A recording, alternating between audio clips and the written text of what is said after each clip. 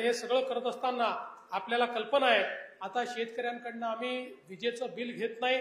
आता सगळे फीडर आम्ही कृषीचे हे सोलरवर आणतोय।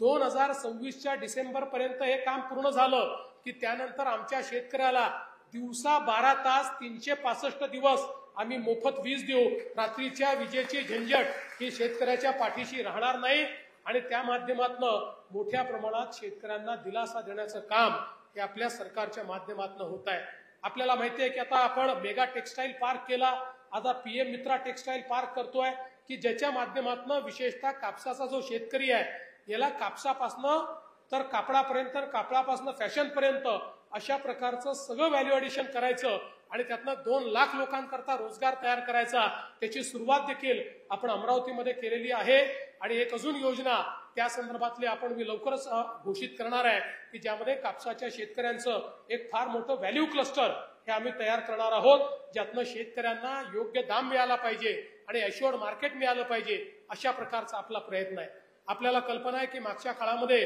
नानाजी देशमुख कृषी समृद्धी योजना ही आपण वर्ल्ड बँकेच्या माध्यमातून सुरू केली आणि विशेषतः आपल्या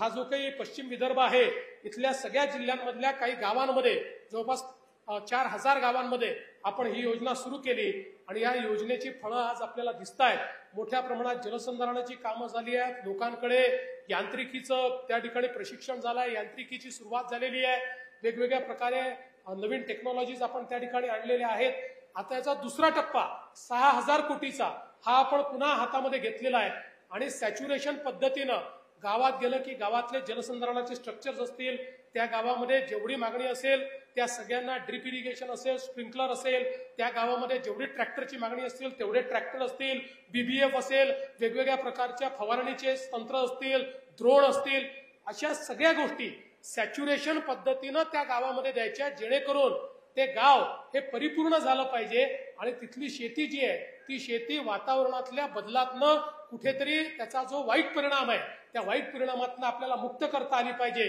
आणि शाश्वत पिकं हे आमच्या शेतकऱ्याला घेता आले पाहिजेत अशा प्रकारचा आपला प्रयत्न आहे।